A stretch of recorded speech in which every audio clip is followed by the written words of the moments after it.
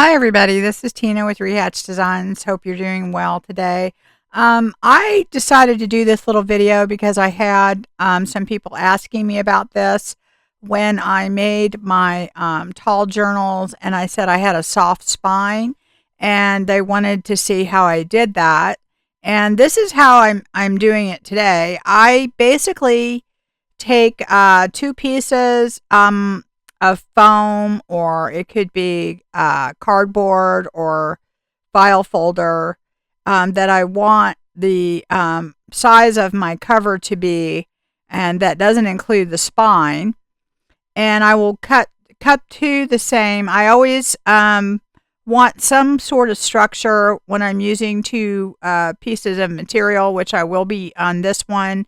And what that does is I basically am going to put two pieces of material together, and the only part that is not going to have the structure is going to be the spine. And what that does is that allows the spine to be more flexible, and it makes your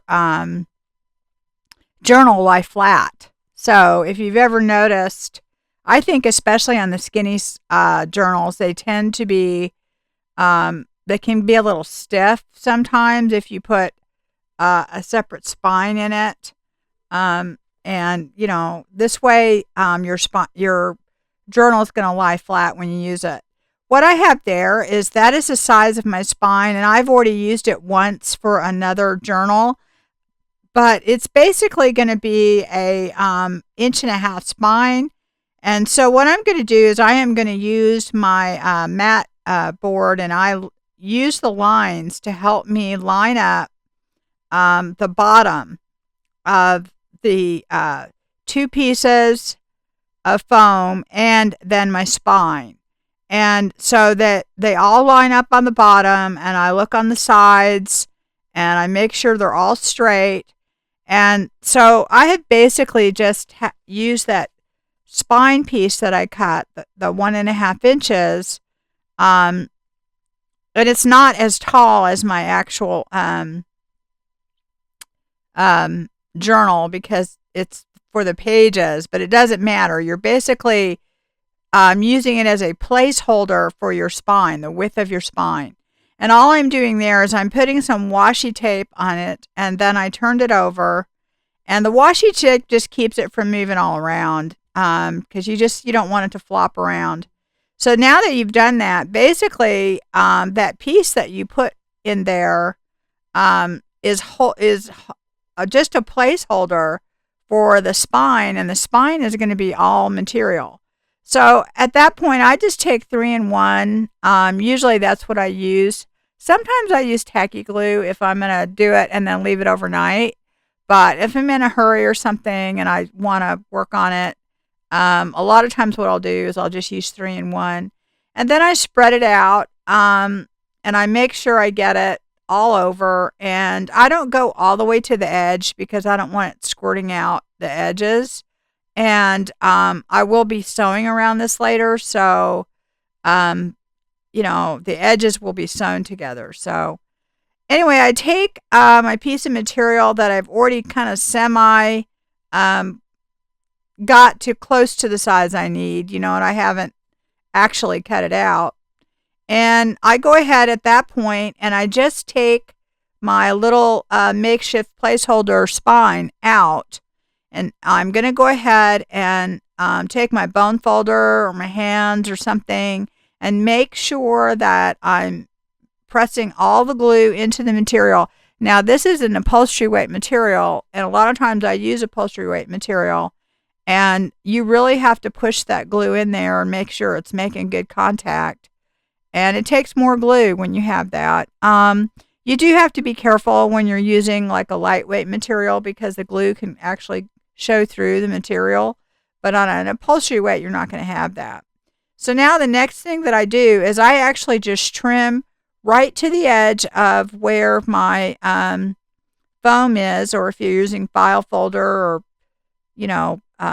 cardboard or paper or anything that you're using, you're just gonna cut right to the size that it's going to be. So you're going right to the edge.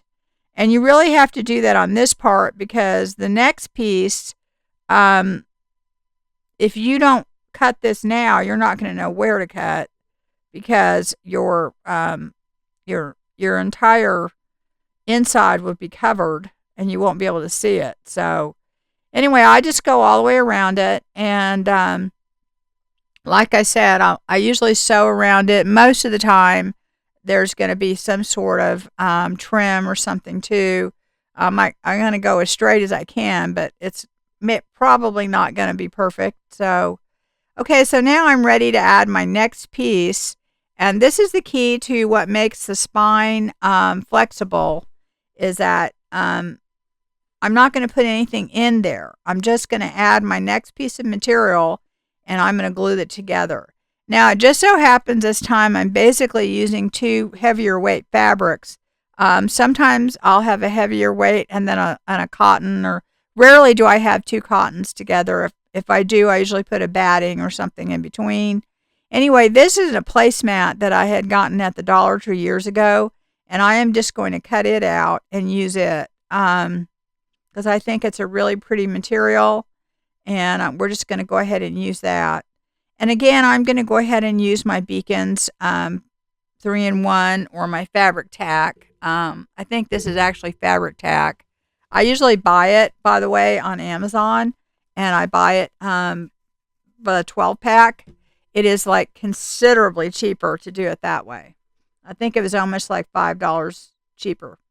So anyway, what I'm going to do now is I'm going to go ahead and I'm going to, again, spread out my glue, do basically what I did before. But the thing that I did differently here is I actually put glue in the middle where my spine is, because I'm going to glue the two pieces of material together, and that's what's going to make my spine.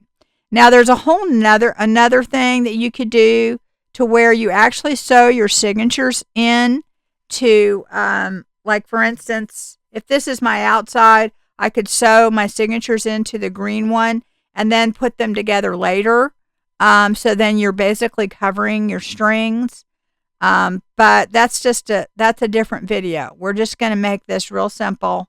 And this is just showing you how to get a flexible spine.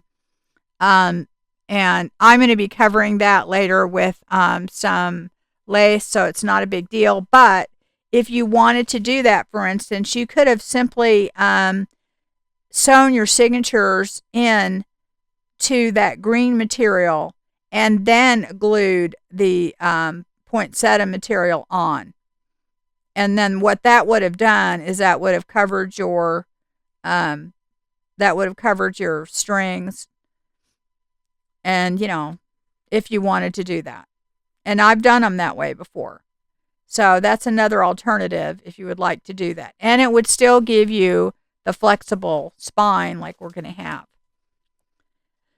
So I really like doing it this way, because then my journal has some, structure. It's not just all floppy, but the spine is super flexible. And that really, really makes for a great journal to write in and to work in, because it allows it to open up all the way and it's not stiff. So it's one of the favorite ways of doing it. I don't know. I hope this helped you guys, but it's a really easy thing to do. And I always take my bone folder or whatever and go over it and just make sure that the glue is sticking. Even though I'm going to sew it, I do want it to make sure it stays together. And honestly, you definitely do not have to sew it, because fabric tack will keep it together. Now what I'm doing is I'm taking an extra piece of my poinsettia material, and I'm deciding if I want pockets or a side tuck or whatever. And I decide I'm going to go ahead and make just a long pocket across the bottom. And I'm just going to go ahead and kind of mark where I need to cut this approximately. I'm not going to, do it perfectly. And I'm just using a pen here so I can see it. And so then I'm going to go ahead and cut my material and get ready to put it in there. And I thought I would just show you this part, because maybe people don't know how to do that. I have a lot of people that are new to my channel, and a lot of people that are new to junk journaling. And sometimes, I go over things that maybe other people know, but we have to realize, that a lot of the new people, they don't know how to do some of these things. And I didn't know how to do them, certainly when I started. So, and you know what I've noticed too, even when I watch a video, that I think, well, yeah, I already know how to do that. There's no reason to watch it. I always pick up a tip or something here or there. There's always something to learn. There's just so much information out there, and somebody can always come up with a way to do something that's better and, or more unique or, different, or you'll always learn something. So anyway, I will say when you have heavy fabrics like this, be prepared to use a lot of glue because that material is going to really soak up that glue. So I'm going to go back and glue again. Again, like I said, I will be sewing around all this, but you could certainly do this entire journal and never sew because I can tell you the fabric tack, if you put it on right, or Beacon's 3-in-1, which is basically the same thing, it's not coming apart if you put enough glue and let it set. So now I'm just trimming off the back and just getting that pocket ready so that I will let this dry for a few hours or maybe even overnight before I sew around it. But that gives us our 2 pockets. There'll be a pocket on the front and a pocket in the back. And that makes our cover. So it's not a hard process. Now, that doesn't include the decorating part, but, that's just how you make the actual cover. It's super easy, and it'll end up looking really great in the end, I think. But so I hope you enjoyed this. I hope you got something out of it. I hope you try it sometime because I think once you start making a soft spine, it really does. You'll notice the difference in the journal and how easy it is to work in, and once you sew the signatures in and to basically just put together also. So anyway, you will see this journal, and it's already been out there, but I wanted to go ahead and get this video out there. I made it a while ago, but I hope this answers everybody's question.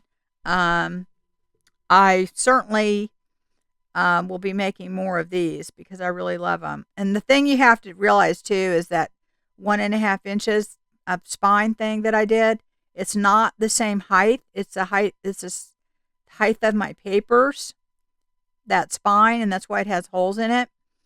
And so I will use that to punch the holes in my actual signatures, and I will also use it to put the holes in my cover. Like I'll find the very, very middle, fold it in half, make sure that this is, right in the middle, and I'm looking at the middle line, and I'll fold it in half, and that tells me that if the other 2 ends are where they need to be, then I've done it correctly and it's equal. And that spot, that piece of material, or that piece of spine that I have, should fit right in the middle. That doesn't, it's in that soft area. If it doesn't, then you've done something wrong.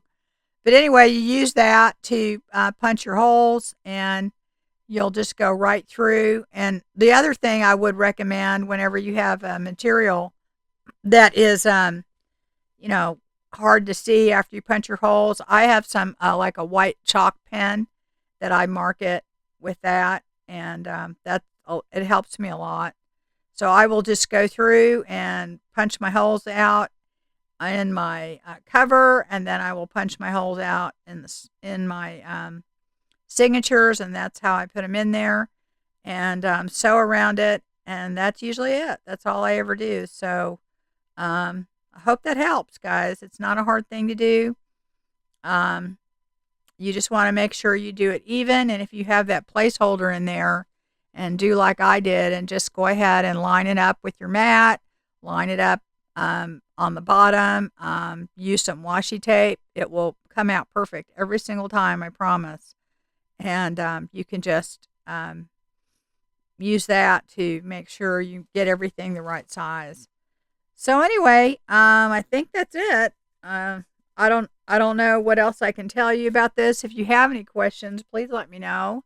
I will try to answer them. I can't always do it right away, but I usually try and get out when I get several people out asking the same question. I will come out and a lot of times just do a video so that I can kind of show you what I do or how I do it, and hopefully it helps some people out there. But feel free to contact me if you have any questions at all.